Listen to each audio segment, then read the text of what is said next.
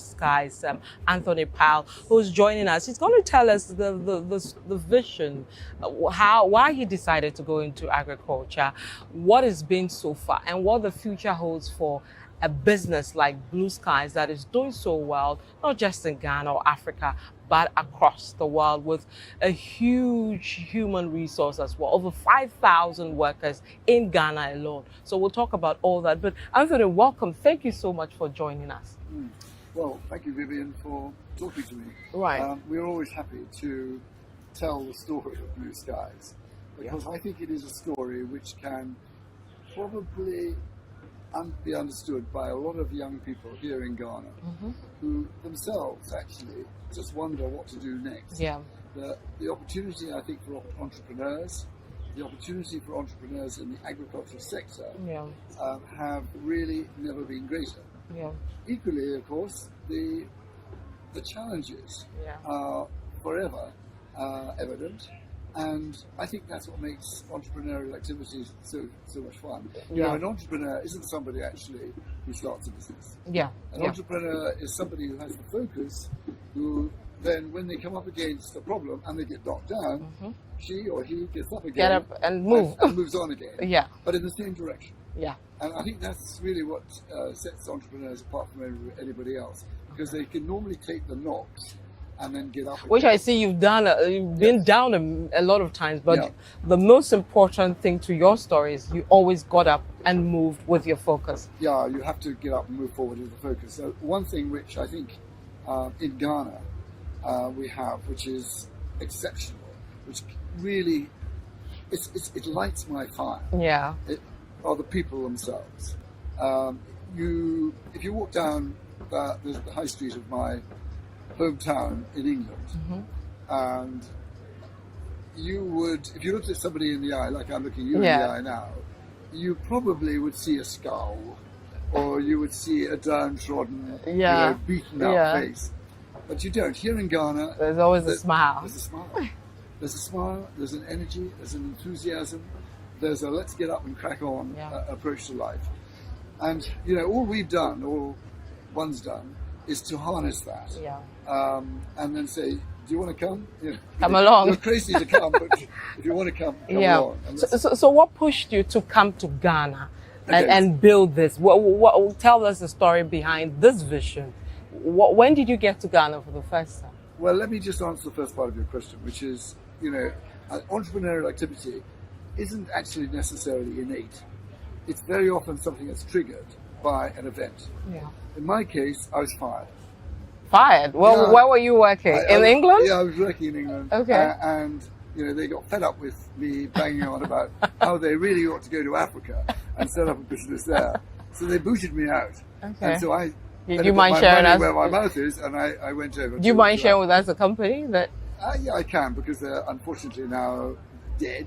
I stayed with them for 7 years. They used to make freshly squeezed orange juice. Oh. Okay. And I moved them into making salads. So the first people in the world actually to make salads. We weren't very successful, and I thought the only way we would become successful is by actually going to source. Their name was originally Fresh Fruit Juice Manufacturing Limited. It was such a terrible name that I changed it to Orchard House Foods. Okay, that was nicer. Yeah, and so I was the MD, the boss of Orchard House Foods, appointed by the shareholders. And to make it, I joined it when it was doing 2 or 3 million, introduced just freshly squeezed juice. So I moved them forward to do this, what we call fruit salads, and the first in the world. And when I left, when I was booted out, we were doing 25 million. Wow. So setting up in Ghana seemed a natural thing. I'll never forget my wife's face when I went back and said, I've been fired again. It wasn't the first time I'd been fired. And so I went back and she said, well, she put her hands on her hips and she said, okay, so what are you going to do next? now? Yeah. So I said, I'm going to Africa. I'm sure she was like, are you crazy? She did think I was a bit mad. But that was on the 6th of December, 1996. Oh. And on the 1st of January, 1997, I was stepping out of, I think it was Ghana Airways. It should have been. It might have been British Airways, but it was one or the other. In those days they had an MD-11 or something, one of the old aircraft. And I stepped out of that and I thought, and I was hit by this wall of of humidity and heat. Hot. And I thought, what the hell have I done here? But anyway, I had to carry on walking down the steps, carried my own bag. And of course, it was in the days of Jerry Rawlings. Okay. And I thought, to answer the part of your question you asked, why Ghana? Yeah. Well, they'd introduced this thing called the free zone. Yeah. And I like that. We could control our own exchange, there were no exchange controls. You were given support to be able to basically make a whole lot of imports without too many tariffs and quotas on it. But the important thing is there was no corporation tax for 10 years. Okay. That was huge for me. Yeah. And I really would commend that because, I sometimes worry that, they might lose that because that is a huge carrot for people to come in, investors, right? It's a real luring point. Yeah. It's fantastic. So that carrot was wheeled in front of me and I went for that. But there are lots of other things, I was always being fired. I was kicked out of school at 16. Oh my God. Yeah, so I hadn't got any O levels, A levels, or degrees or anything of that sort. So, I didn't speak French. And I know that your neighbouring countries here are French. Yeah. Some of them are. Ivory Coast. Yeah, so I had to go to a country where they at least understand English. So that's one big thing for Ghana. But, there were a few other things as well. The financial institutions here, the legal systems here have all either been modelled on or closely linked to the UK. To the UK. So actually, it was a doddle from that point of view. Of course, there were all the normal difficulties. I mean, in those days, you went from office to office in the government, and you never got anywhere. You got lots of smiles, and why don't you write a letter? You always have to write it. But bit by bit. It's the entrepreneur bit. You do not give up, and you just keep going. And they found this bit of land actually for us. So this was your first land that you got in Sawam. Yeah, entered in Sawam. Made a lot of sense because there'd been a big disappointment here called the Cannery. I don't know if you know about the Sawam. There's one Cannery. It was a legendary. Yeah, it was huge. Failure, but it was a beautifully laid out place, and it really hadn't fired a shot in anger. Yeah, and it seemed very odd. So along we came here, we sort of plonked ourselves here, put the stake in the ground, built a factory in 5 months, and on the 26th of February in 1998, we sent a few kilos off to Sainsbury's, a big retailer in the UK. Yeah, and they said, well, I thought you guys couldn't do pineapples. I mean, these are people who, by the way, when they came out here, they said, I haven't seen a pineapple tree. Where are these pineapple trees?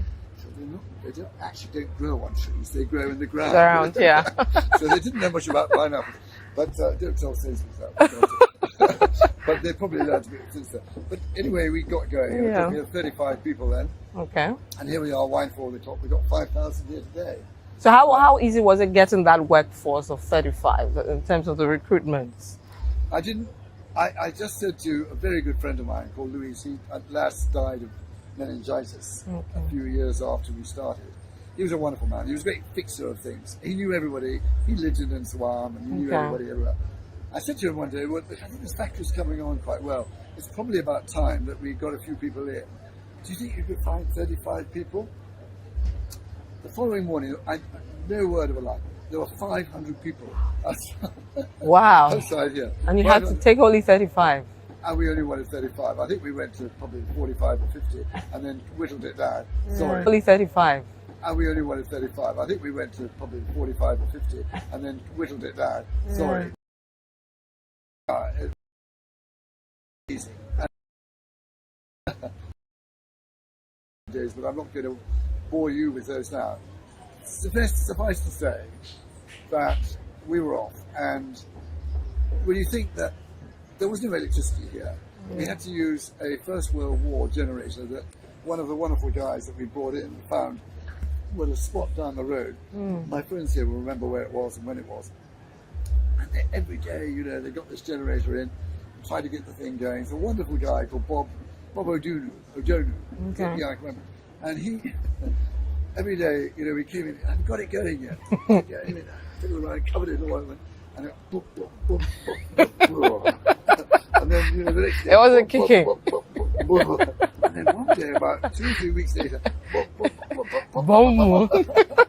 And the thing started going, and the puffs of smoke came out, and we suddenly had electricity. Oh, wow. We found water, fantastic water under here.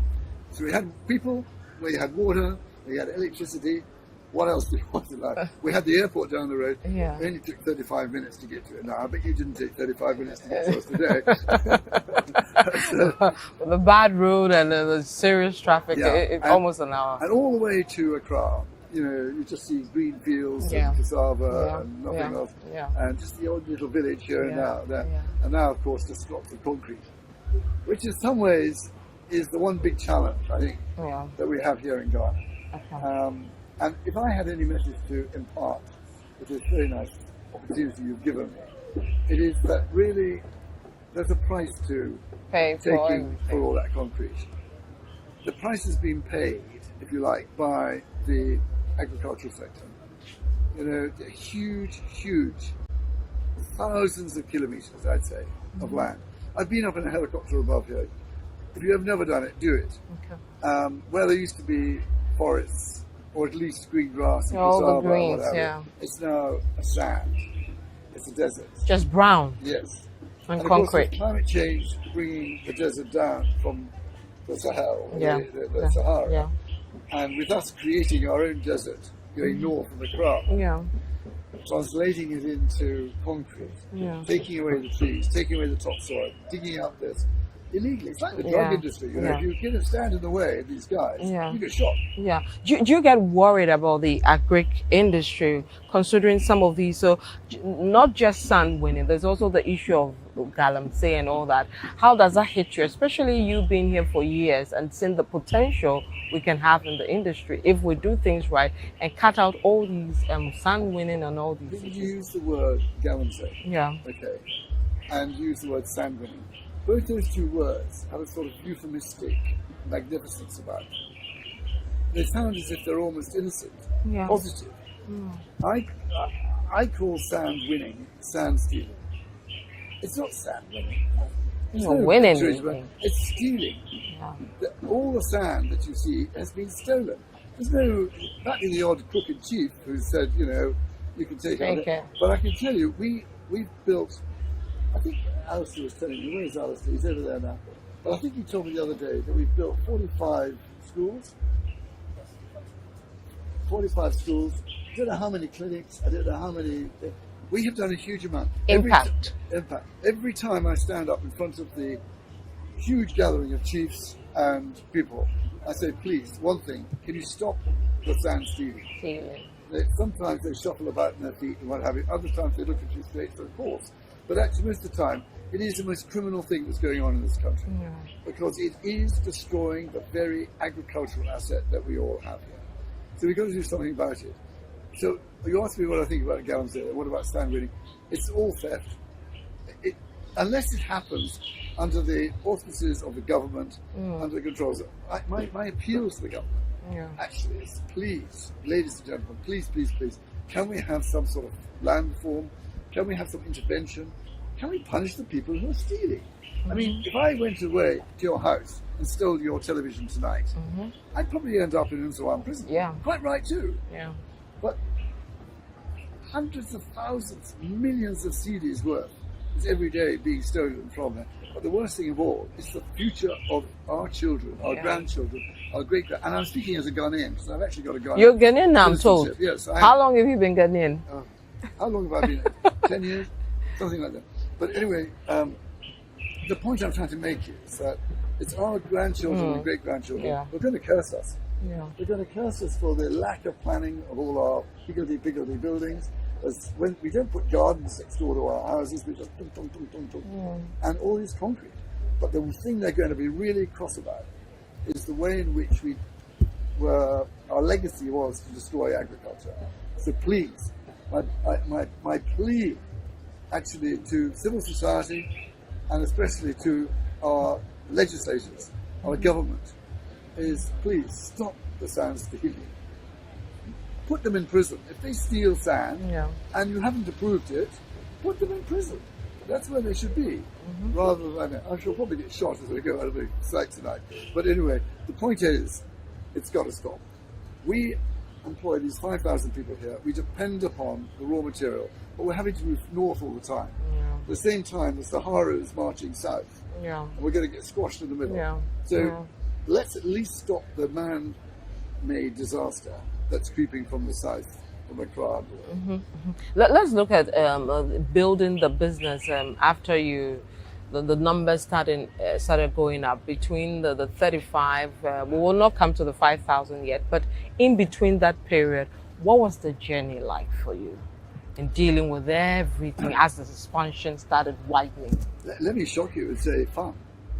I mean, I'm no longer 38, 39. I'm sure your camera will pick that out. In fact, can I tell you? Can I allow to tell you? Yeah, you can. I'm tomorrow, Oh, 7th of June, yes. I was born in 1947. okay. So you can work it out for yourself. 70 something. 78. Wow. But look, the point, the question really is what, how do we get here and so on? Yeah. Well, I've just actually handled the sort of day-to-day baton onto my son, who is much better educated than I was, but wouldn't be difficult. If he'd been to primary school, he would have been more educated than me. But anyway, he's done a very good job and is really superb.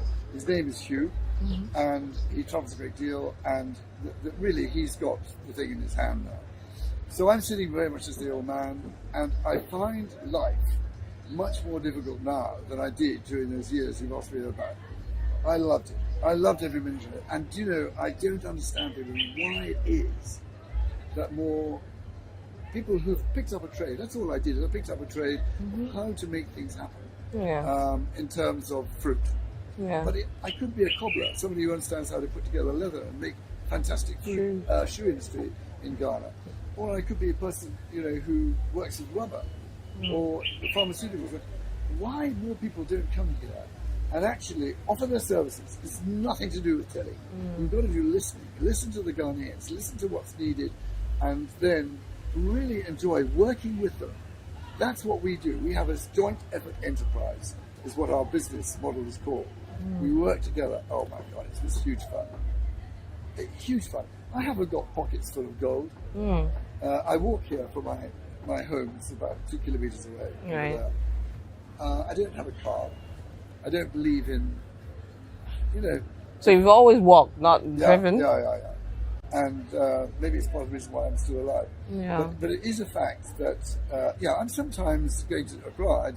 I might take a taxi or I take a car from here. But I don't have my own. That's what I'm trying to say to you. I don't have a big Lamborghini. The luxury thing, the Land Cruisers and all that. Because actually, what I think the Ghanaian future needs, dare I say it, is actually people who are prepared to commit themselves to help. Not to tell, not to say, you do this, you do that. No, we actually say, can I make a suggestion? What do you think? And actually the ideas pour out. You've just actually got to put that little figure in there, and away it goes. And I think from there onwards, you just enjoy it. I mean, oh my God, I don't know how many times a day I laugh when I come to Ghana, because humour here is amazing. And you don't need alcohol. You don't need to have cannabis. You don't need to have whatever else people take, to make them excited. You just need a little bit of Ghanaian humour, and you are off. But I'm interested in how you've been able to run the company with people say that Ghanaian workers, it's very difficult to get them to do the work. Who the hell says that? Well, that's what they say. So how did you get it right? What's been your secret? Ask everybody else that. Go and ask Alistair what that. I have no idea what you're talking about, because they're the most willing, can do, let's go, wow, this is great, people I've ever known. So I don't know what you're talking about. I mean, it's so easy. Yeah. You've got to have trust. Okay. And you've got to let people make mistakes. And you don't say, like people used to do, okay, go make one mistake, then I'll tell you what to do. No, no way. I mean, you show me one corrupt person in our business. I mean, I think as people rise up, they have the risk of it. But no, corruption is our problem. I mean, yeah, it is. It's. I don't know how many times, but my experts around me will tell. But I think there's something like 26 points at which they relieve you of money when you're bringing mango. And we've just brought the last mango down from 26 points. I think so, about 26. I mean, I'm looking around. 20, is that right? 26. I'm 26. told. Yeah, I mean, you know, it's just that you come to a barrier. Yeah. Oh, hello, yes, you've got your Yeah. mango. Yeah. Out you come with I don't know what. But it's you double the price of the mango coming in. Because the mango grows here in Ghana, but only for a few weeks of the year. Mm-hmm. The rest of the time, you're going to Senegal, Burkina, Mali, South Africa, Togo. all that. Yeah, but West Africa's got a lot. Yeah. And when you bring stuff in by road, but you're going through the police points. It's not just in Ghana. Don't think it's just gone in. It's endemic. How do we deal with it? Simple. Now this government, huge respect for John Mahama. Huge respect. I think he actually opened the factory there, our ice cream and juice factory. Mm-hmm. He opened it exactly 10 years ago, on the 3rd of June. He is a most remarkable guy. And yeah, I think he's got the right idea. So it's no reflection on him when I say, actually, that I think the condemnation of corruption has to come from the top. Okay. A zero tolerance. And there are people, you know, in the world who do it. By the way, there's corruption everywhere. Don't think. Yeah. You know, in the country in which I was born, there's corruption. There's corruption everywhere. But it's actually when you have it on a sort of industrial. It's become a scale, huge part of it becomes a problem. Part of the society. So it should not be there. And I think, if you sort out the agricultural asset we have, the sand stealers, I'll give you 1,000 points. But I'll give you a few points, certainly, if you can get the message across that corruption, please, let me stop it. Okay. So from the top, they have to have a grip of it to stop corruption. Yeah. Right. What does the future hold for Blue Skies? Okay, so the CD is nice and strong at the moment. Well done, the government, for doing it. You know. Well, they say exporters are the losers with the CD doing well. Is that true? Of course it is. Yeah. Of course it is. I mean, the importers are the winners. Yeah. And I mean, fair enough. You know, we've had it our way for a while. Yeah. The CD's been very, very weak, and that exchange rate advantage does give you a boost. But you know, it's a pretty awful company that relies entirely on the exchange rate. Yeah. Excuse me. So I think look, I think inflation's about 18%. Yeah, 18, yeah. 21, 22 a few days before. Excuse me. I think it's very difficult to pay 18% for things and then have less hard currency coming back than you would like in order to pay for it. Because when you translate into cedis, you don't have enough. Yeah. It's hurting. I don't deny that. It's hurting. I know that the president, because I heard him speak on Tuesday actually, recognises this. And he reckons that somewhere between 10 and 12 could balance out. Yeah. But what he didn't add, and I'd like to add, is that I wouldn't mind having inflation down at 1 or 2. So to go back at more, Yeah, 15 should be good, or 10. No, I'd like it low. I mean, if you've really got the currency down there, there's 3 things you need. You need the currency down there. Yeah. You need inflation down there, and you need the economy actually to be running up along nicely, yeah. which it hasn't done always. Yes. I put it tactfully like that. It hasn't done, and actually, if the economy is going really well, and you've got a low inflation, and you've got an exchange rate that is sort of fairly balanced, okay, you'll be fine. Then everybody's going to be happy. Importers, exporters, etc. But with the difficulty we have at the moment, honestly, 18% is high inflation. Yeah. It doesn't matter which way. Yeah. When you have a CD that's absolutely, not moving anywhere at all. Yeah. If the inflation is 18% and the CD Appreciates or depreciates by 18%, yeah, then everybody's happy. That's what it amounts to. And actually, that's where it has been a number of years during our growth. Okay. So finally, what should we expect from Blue Skies? More of the same. More of the same. My biggest difficulty in terms of expansion is, look, we were going to put about 20, maybe 15 million pounds into a site that's just what's that, 15 kilometres, up the road near Suwon. Okay. This side of Suwon, on a little river called the Kua River. Okay. And we bought some land there some years ago now, and we were going to put our factory there. We would have probably started doing it now, but the sand stealers moved in. They kicked off 50 farmers who were there. They removed all our trees. They removed all the topsoil, so about a metre of topsoil. Wow. They got down to the sand, they took all the sand, and they've left the Sahara, an extension of the Sahara. So we can't go there now. So that, we've got to overcome that. So we've actually, if you look around this site now, you'll find it's very squashed. Yeah. We've squeezed in another facility here, but we can't actually do the big stuff at the moment until we sort out somewhere to go. That's one of my problems. The other one is that bring back Ghana Airways. We need more airlines flying out of here. To move up The lovely thing about our fresh cut product is it's absolutely fresh. Yeah. We'll deliver it to Carrefour in France, or Monoprix in France, or someone like Albert Heijn in Holland, Marks and Spencer in the UK. By the way, thank you, Ghana. We have the largest share of the fruit market in the UK. Wow. Thank you, Ghana. Well done, Ghana. Number one, right at the top. What an achievement. Can I hear that? I would love to hear the media talk about that. We will. But anyway, the thing is that if we're going to go on growing, we need to have more airlines. So we should bring back the national airline. Yeah, bring back the national airline and let us have 10 tons, 15 tons a night on there. Because we've run out of airlines. We've run out of space to get it north. Virgin were going to come, and now I don't know whether they're going to come or not going to come, but they're getting shakes their head. I hope they're going to come, but they will help. But we also need not just Virgin, we need more capacity. We're growing at 10, 15, sometimes 20% a year. Wow. People want it.